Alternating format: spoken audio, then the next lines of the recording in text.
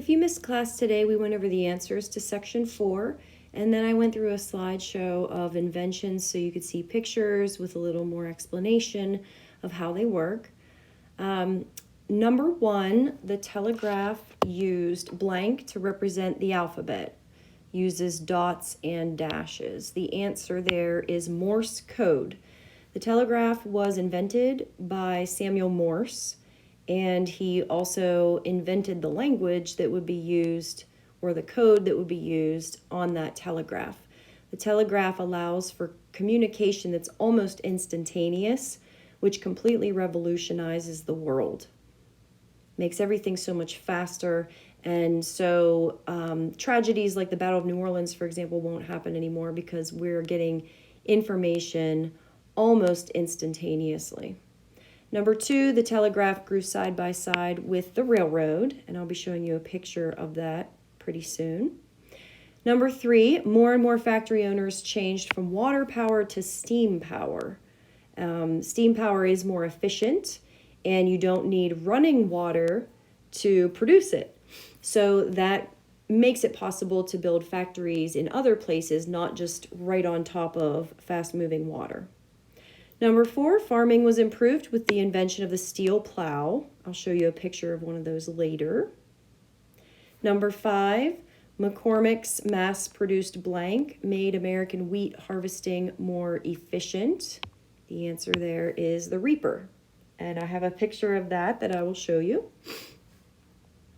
Number 6, many women bought sewing machines to try to earn a living out of their homes by making clothing.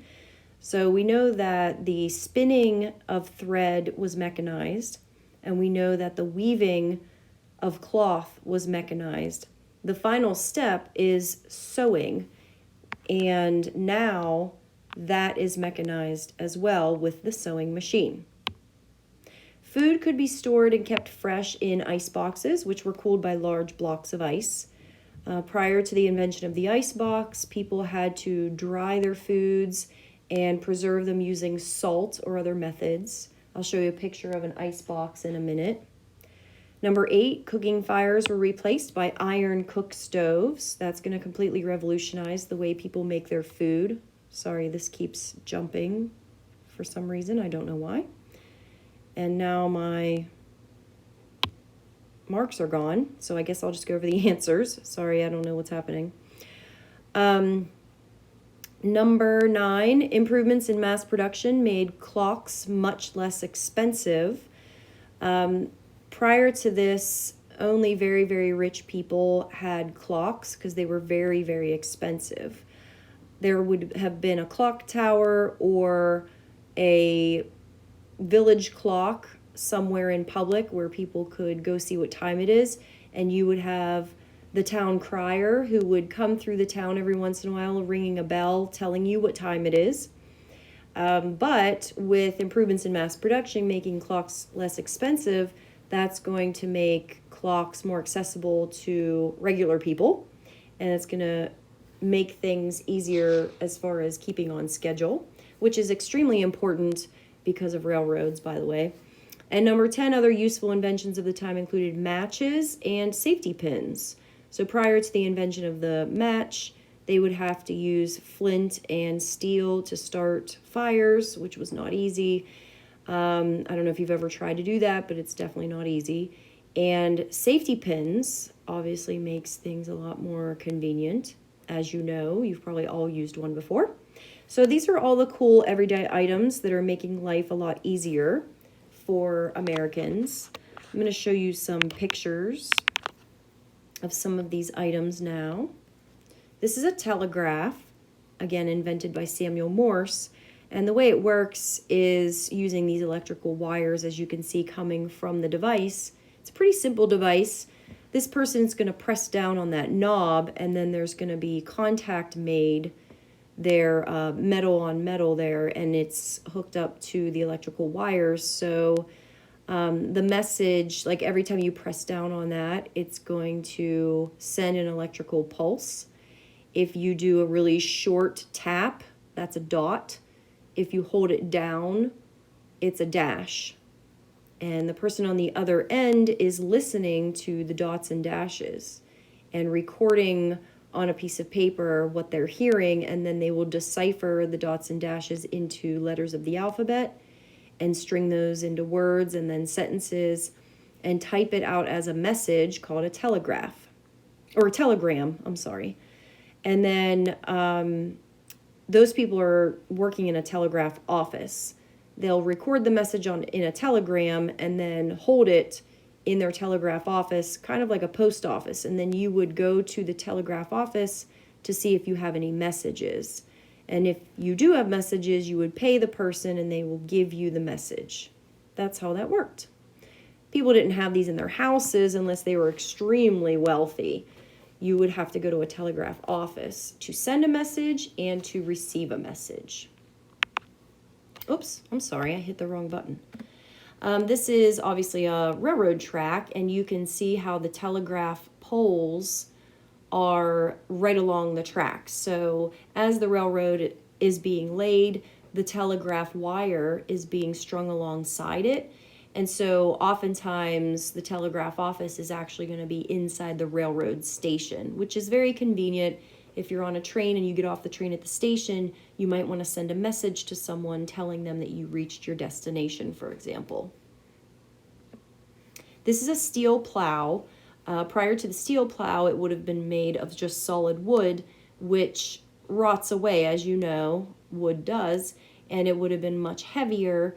The steel blade on this plow is going to be lighter and more durable, making it easier for people to use in the fields, and cheaper because it's going to last longer, and it can be mass produced. This is a mechanical reaper. Prior to this, you would have had to cut down your crops by hand. Now this guy just sits on this machine and it's pulled by workhorses, reaping or cutting or harvesting, whatever you want to call, the wheat as the horses are going. So really he's just guiding the horses and he's along for the ride, making it a heck of a lot easier, right, than doing it by hand, and faster. This is the sewing machine that was invented by Elias Howe. You see his picture there. And like I said, it's the final step in mechanizing the entire textile process. This is an ice box. Some of you may have these in your house and maybe you didn't even realize what it was.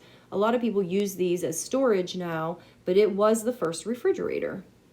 You open up those doors and you will see that there are metal-lined walls that are insulated, and that's how it's able to keep things cool, just like your cooler works. If you've ever used a cooler, you put ice in it and it's insulated, and that's why the ice doesn't melt right away.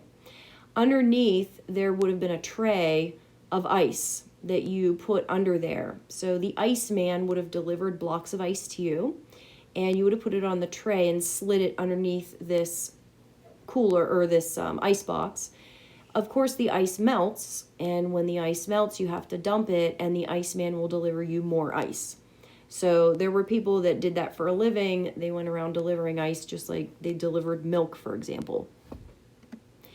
And in case you're wondering how that works, I have some pictures here of people harvesting ice up in Maine. You go to a frozen lake or pond, you cut out blocks of ice, as you can see they're doing there, and they're stacking them up over by that snowmobile. And then they're going to use the snowmobile to haul them away. And then they, here's a close-up here. And you can see the tools that they're using there to cut the ice blocks and to remove them from the water. And then they're going to pack them in a barn or a shed, whatever you want to call it. You can use sawdust, you can use straw, and believe it or not, if you pack it well and really insulate and surround each block of ice with the sawdust or straw, they will stay frozen even through the summertime. It's pretty amazing, actually, that it does work. It really does work.